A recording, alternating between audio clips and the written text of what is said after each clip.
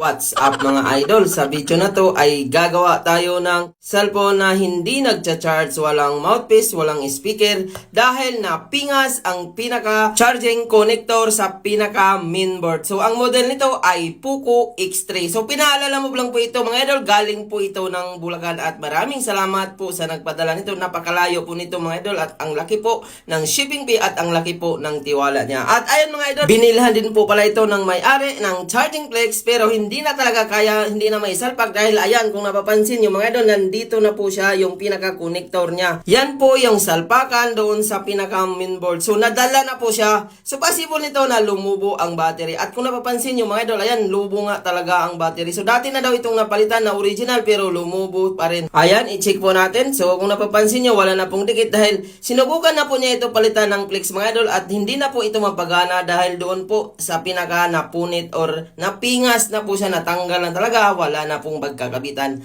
At kung napapansin nyo mga idol, nakakunikta ang battery doon sa pinaka-flex ibabaw. So pag lumubo ang battery, mahahatak ang pinaka-flex at matatanggal talaga ang pinaka-F-phase connector ng mainboard. So pwedeng madamay siya mga idol.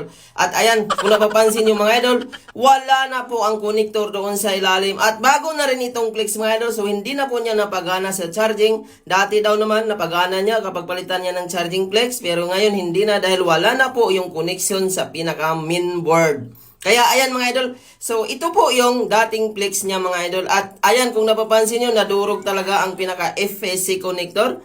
So madalas po yan mga idol, nadudurog yan kapag lumulubo ang battery. So dapat talaga ingatan nyo na hindi lumulubo ang battery. So although yung battery nito mga idol, pwede pa naman siya, magawan pa ng paraan. Dahil gumagana pa naman daw ito kahit medyo lobo. Ang natamaan talaga yung pinaka F-phase connector or charging connector. Madalas yan mga idol, kapag natanggal yan, hindi mo na siya mapa-charge. Wala nang speaker, wala nang mouthpiece, at wala na ring vibrate dahil connection po yan papunta sa baba. Kaya yun po yung gagawin natin ngayon. Una, baklasin natin at paano ba magpalit ng F-phase connector or charging connector ng Poco X3. Poco X3, X3 Pro, NFC ay pare-parehas lang po sila ng connector. At ayan, una tanggalin natin ang camera para hindi po yan madamay kapag nainitan natin. Dahil iinitan po natin yan mga idol, hindi po yan basta-basta maisalpak kapag hindi po natin iinitan. Madalas dito mga idol, kapag lubo na ang battery, nahatag po yan kaya nasisira. At ito po yung pamalit natin mga idol. Kumuha po tayo sa mga scrap na board na same unit at good ang F-phase connector or charging connector, ilipat po natin yan. Una mga idol, tanggalin muna natin yung galing sa scrap na board. So yan po yung ipalit natin. Ang kagandahan po dyan mga idol, original po yan. Napakadali po niyang ilagay kapag galing sa unit. Pwede rin natin orderan yan online. So medyo class A na po siya. So madali po siya madurog. So ang kagandahan lang po sa mga galing sa mga scrap na board or original, so madali po siya ilipat. So madali po siya kumapit kahit hindi mo na siya kailangan ng mga maraming gamit mga idol. So ito po yung natanggal natin. Hindi po siya nasunog. So tips ko mga idol, kapag nagtanggal kayo niyan, 350 heat temperature at sakto lang yung hangin para hindi po siya malusaw or masira. So ayan, tanggalin din po natin yung napingas mga idol.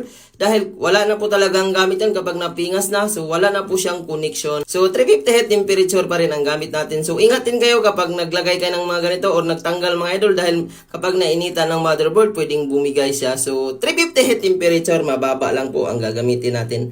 At ayan mga idol, natanggal na po natin yung sira. So ayan, linisan muna natin. At tingnan natin yung mga paa kung kumpleto pa. So ang kagandahan dito mga idol, hindi po basta-basta natanggal ang mga paa niya. So kumpleto pa rin. So linisan natin mga idol. Ayan, isolda natin para pantay pa rin siya at madali natin mailapat ang bagong ipapalit natin na galing sa unit. So ayan, meron siyang mga tingga mga idol. Ang kagandahan dito, hindi po natanggal ang mga paa niya sa pinaka-connector. Next step po natin mga idol, ayan, palitan na po natin, mag-apply tayo ng flux at ayan, 350 heat temperature pa rin ang gagamitin natin, tamang air lang, at mag-apply ulit tayo ng plug sa ibabaw para hindi malusaw ang pinakaguma or charging connector. Antayin mo lang malusaw ang pinakatingga sa ilalim ay kakapit na yan. At sa mga nag-DIY nito mga idol na wala kayong gamit, huwag nyo na pong gawin dahil sigurado ako hindi nyo po ito magagawa. At sa mga gustong magpaayos nito, mag-PM lang kayo sa ating FB page, Julfon TV Official New Feeds. Maraming salamat po. At kung napapansin nyo mga idol,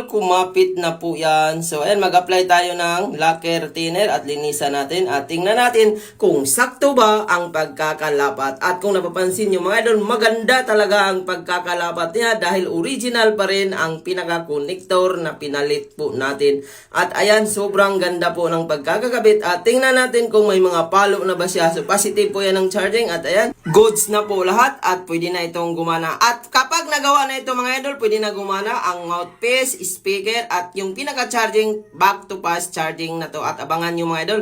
At tingnan natin kung magcha-charge na ba. Ayan, ikabit muna natin mga idol. At bago ang lahat, mag-shoutout muna tayo rito. Ayan, lahat at sa lahat ng ating viewers na nanonood. Shoutout sa inyong lahat at sa gustong magpa-shoutout, comment po kayo sa video. At ayan mga idol, nalapat na po natin. So medyo lobo lang kunti ang battery pero pwede pa naman ito. Ayan, i-charge na po natin at tingnan natin kung gagana na ba ito. At ayan na nga mga idol, lumabas agad ang Poco logo. So ang sabi po ng may-ari nito mga idol, slow charging daw ito. Pero nung pinalitan niya ng flex, hindi na daw magcha-charge dahil napingas na nga. At tingnan natin mamaya kung talagang fast charging na ba ito dahil connected po doon sa natanggal ang charging, pati mouthpiece, speaker, at vibrate. So ayan, isarado muna natin lahat at tingnan natin mamaya. At kung napapansin nyo mga idol, sinara pa lang natin at nag 7% na kaagad. So, dikitan na natin mga idol.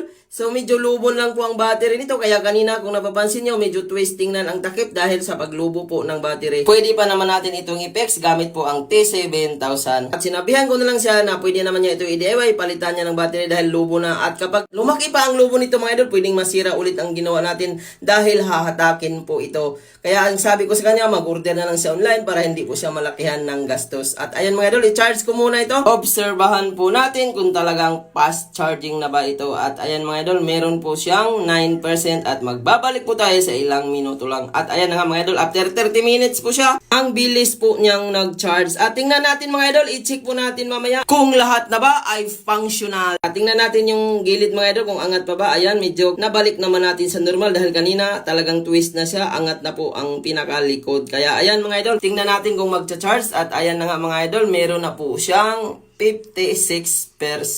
At iyon na po natin mga idol. At tingnan natin kung tutunog na ba. Makita na ba ang turbo charging? Nagbabibrate na ba? Masagot po yan lahat maya-maya lamang. At antayin po natin. At ayan na nga mga idol, nagbukas na po siya. Ayan, unang gagawin natin mga idol. Ayan. So hiningi ko po pala ang password nito at binigay naman sa atin para ma-check lahat. Una kong chinek mga idol, yung pinaka speaker dahil connected po yun sa pinalit natin. Ayan. So pati po yung pinaka mic mga idol at yung charging i-check din po natin mamaya. At kung napapansin nyo, malakas po ang tunog. So, dual speaker po ito mga idol at parehas po gumagana pati taas at pinakababa. Ang lakas po ng tunog mga idol. At ayan, i-check din po natin ang pinaka mouthpiece. So, mag-record po tayo. Ayan, so ganito po mag-record mga idol.